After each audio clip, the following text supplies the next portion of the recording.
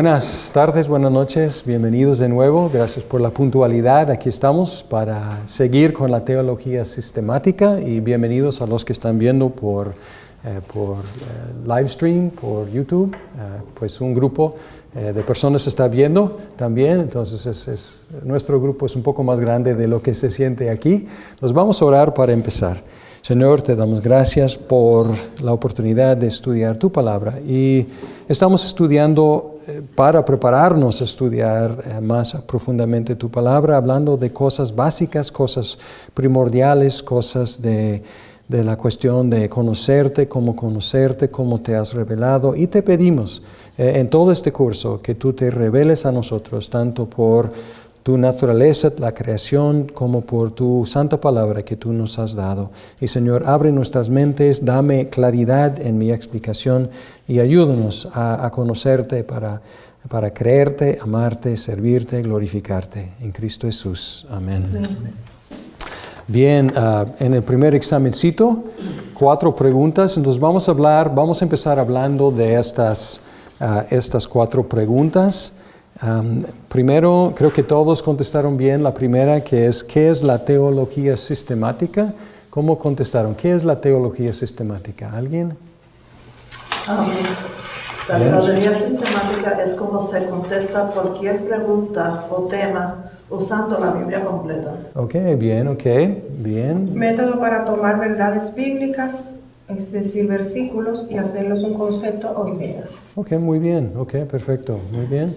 La manera como recopilamos pasajes bíblicos para ver qué es lo que la Biblia dice acerca de un tema en particular. Sí, exacto. Y el énfasis está en que es temático. ¿Qué dice la Biblia, tomando de diferentes versículos de tal tema? Perfecto, muy bien. Melvin, es un estudio que responde a la pregunta que enseña toda la Biblia. Muy bien, ¿Qué enseña la Biblia sobre X tema? Muy bien, bien hecho. La segunda pregunta creo que no fue tan clara, o no clara, pero no clavaron tan bien como la primera. Y esto viene de la lectura y quise aclarar que este es el texto principal, Wayne Grudem, Doctrina Bíblica, Enseñanzas Esenciales de la Fe Cristiana. Hay otro tomo que es como 3 veces más grande, que es Teología Sistemática.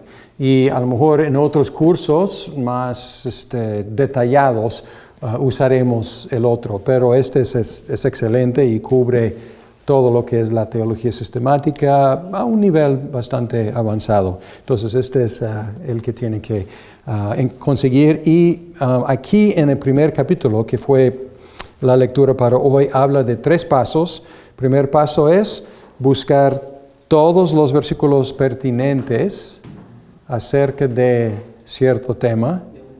Y luego, segundo, estudiar cada uno de esos versículos. Y luego, tercero, es síntesis, es unir esos versículos y lo que enseñan para contestar la pregunta, ¿qué dice la Biblia acerca de X tema? Entonces, son los 3 pasos. Y también creo que leyeron el artículo breve de Graham Goldsworthy. ¿Fue para hoy o no? Sí. Sí, ¿qué es la teología bíblica? Entonces, es la tercera pregunta, ¿qué es la teología bíblica? ¿Cómo contestaron esa pregunta? La teología bíblica yo la contesté con relación a las notas que tomamos. Es la que presenta los hechos cronológicos de la palabra. Muy bien, entonces hechos cronológicos, sí, o sea, se basa en los hechos cronológicos, cómo son organizados cronológicamente, pero de ahí busca patrones. Entonces no solamente hechos aislados, pero busca como patrones de revelación de Dios. Pero adelante. Yo puse la teología bíblica es la revelación de Dios histórica desde la creación hasta la nueva creación. Muy bien, bien. Entonces está buscando como patrones en cómo Dios se ha revelado a través de la historia de la redención. Muy bien, ¿Alguien quiere agregar algo a esas 2 buenas? Bueno, yo puse que es palabra de Dios. Es palabra de Dios, sí. claro, es palabra de Dios, pero es una manera de acercarnos a la palabra de Dios. Entonces, la teología sistemática es una forma de acercarnos a la palabra de Dios, haciendo la pregunta, ¿qué dice todo acerca de X? Entonces, la teología bíblica es otra manera de acercarnos a la palabra de Dios, viendo cómo se desarrolla a través de la historia de la redención. Entonces son dos diferentes acercamientos.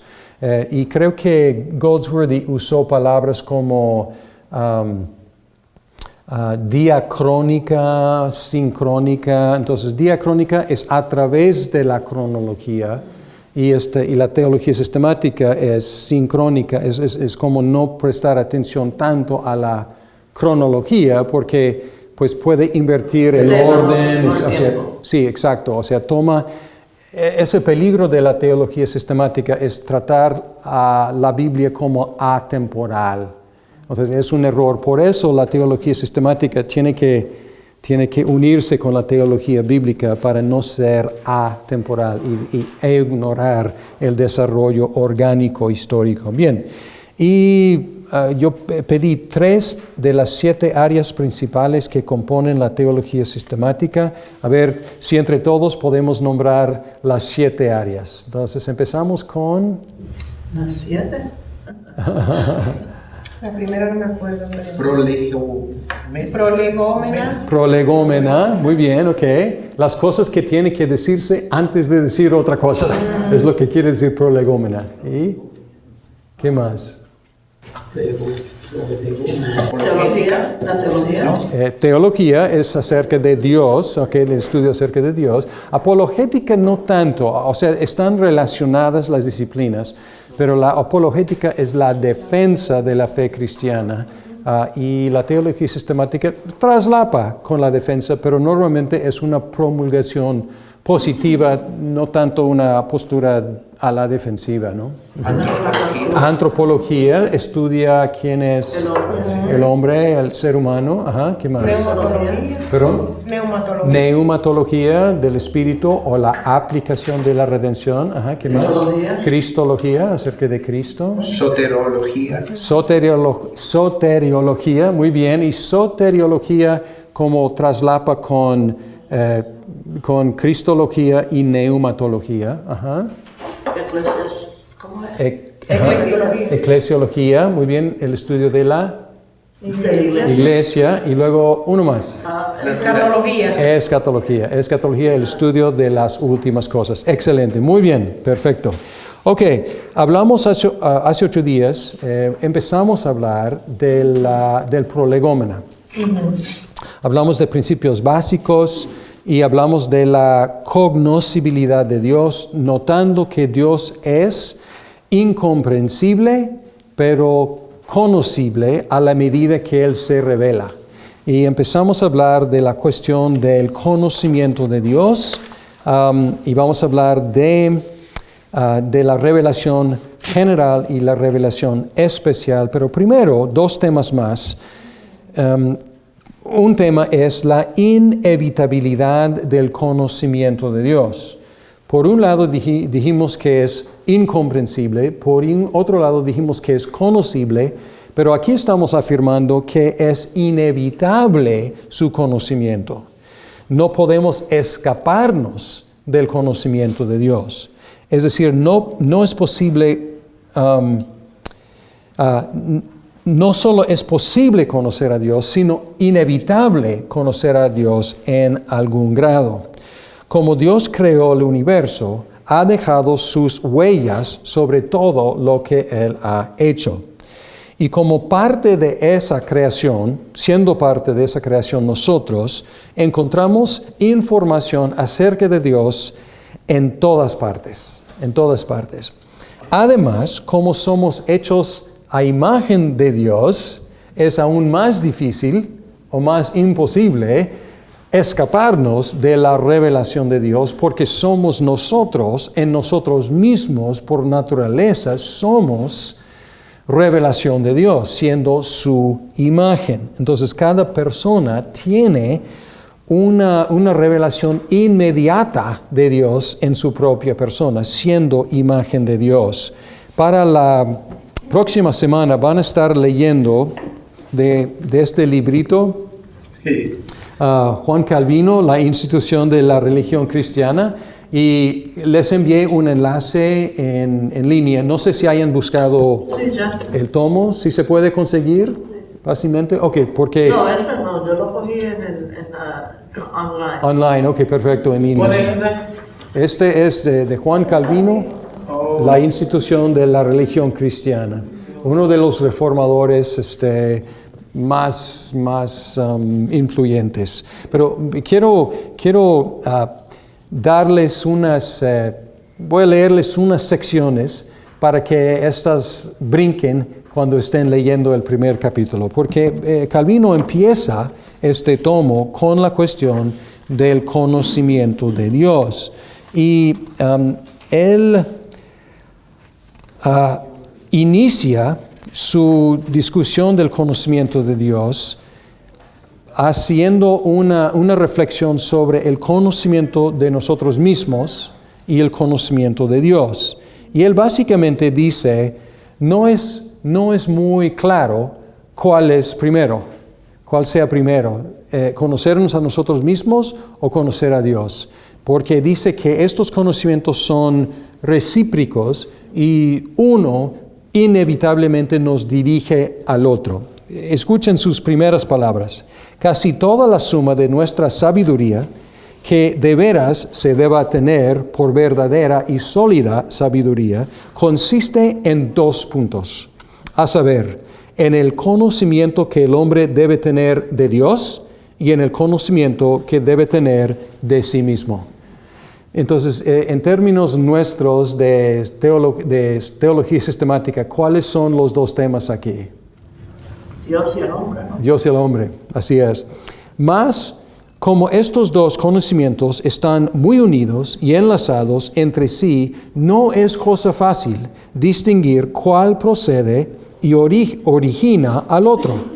Pues, en primer lugar, nadie se puede contemplar a sí mismo sin que al momento se sienta impulsado a la consideración de Dios, en el cual vive y se mueve. Porque no hay quien dude que los dones en los que toda nuestra dignidad consiste no sean en manera alguna nuestros. Y aún más, el mismo ser que tenemos y lo que somos no consiste en otra cosa sino en subsistir y estar apoyados de Dios. Está diciendo, estamos nadando en el agua de los dones de Dios y es evidente de que estos dones no son de origen nuestro. Entonces nos fuerza a decir, ¿de dónde? ¿De quién? Y contemplándonos a nosotros mismos. Y luego la segunda sección, él dice, por otra parte, es cosa evidente que el hombre nunca jamás llega al conocimiento de sí mismo si primero no contempla el rostro de Dios y después de haberlo contemplado, desciende a considerarse a sí mismo. Porque estando arraigado en nosotros el orgullo y la soberbia, siempre nos tenemos por justos, perfectos, sabios y santos, a no ser que con manifiestas pruebas seamos convencidos de nuestra injusticia, fealdad, locura y suciedad. Pero no nos convencemos si solamente nos consideramos a nosotros y no a Dios, el cual es la sola regla con que se debe ordenar y regular este juicio. Entonces, aquí está diciendo, por un lado, nos contemplamos a nosotros mismos y esta creación y nos fuerza a considerar a Dios. Y por el otro lado, si empezamos con nosotros mismos, nos vamos a equivocar, porque vamos a tener un juicio distorsionado acerca de nosotros mismos y la creación. Y él dice, para conocernos a nosotros mismos correctamente, tenemos que empezar con el conocimiento de Dios. Entonces tenemos aquí como un círculo. El conocimiento de Dios nos ayuda a conocernos a nosotros mismos, que otra vez apunta a conocer a Dios, etc. Entonces está diciendo aquí, teología y antropología se nutren mutuamente. En nuestro curso, ¿qué vamos a considerar primero? ¿Dios o el hombre? Dios. Entonces vamos a tomar el segundo orden que menciona aquí, pero cualquiera podría servir. Y él define el conocimiento de Dios como el saber que existe y comprender lo necesario para glorificarlo.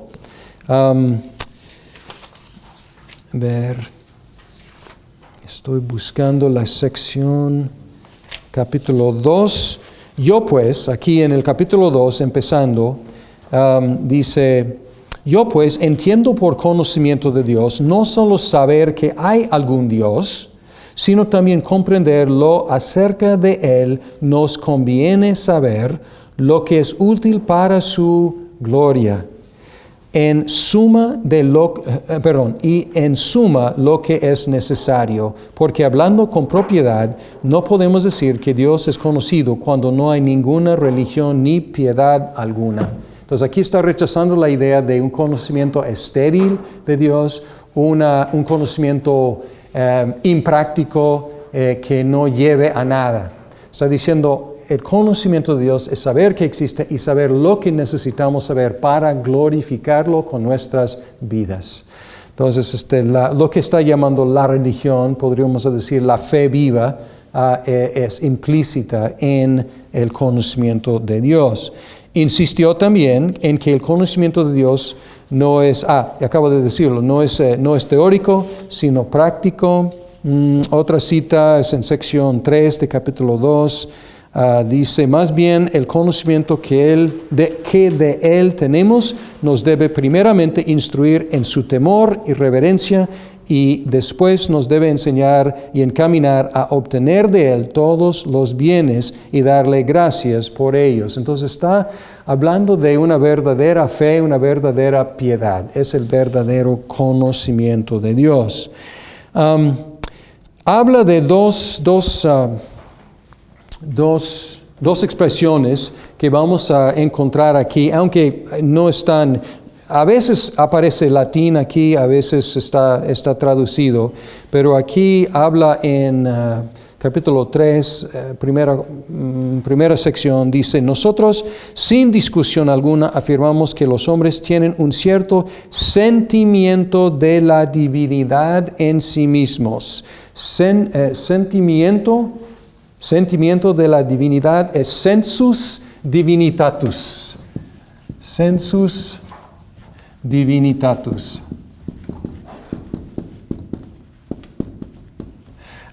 Y pongo la expresión en latín porque a veces en la literatura van a encontrar algunas de esas expresiones y para que tengan referencia. Pero dice que, y esto por un instinto natural. Dice que nosotros tenemos un conocimiento de Dios, un sentimiento de la divinidad adentro. Y luego en el capítulo 3 usa otra expresión. Y la otra expresión es una semilla de la religión en capítulo 4, así como la experiencia nuestra muestra que hay una semilla de la religión plantada en todos por una secreta inspiración de Dios. Entonces, y esta expresión es semen religionis. Semen religionis.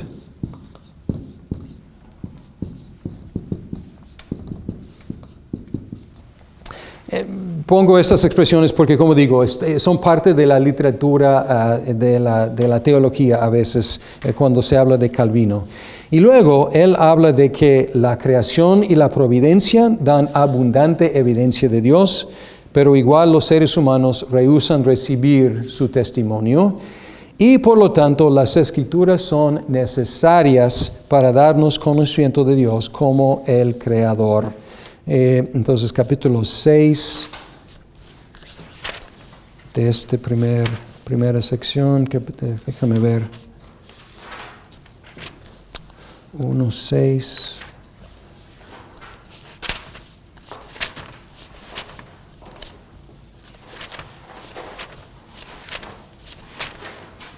Aquí está.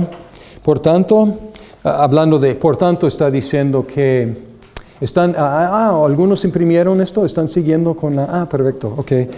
¿Sí? ¿Están conmigo o voy muy rápido? Perdón, no sabía que lo tenían ahí a la mano, qué bueno. Entonces, este es capítulo 6 de este primer libro.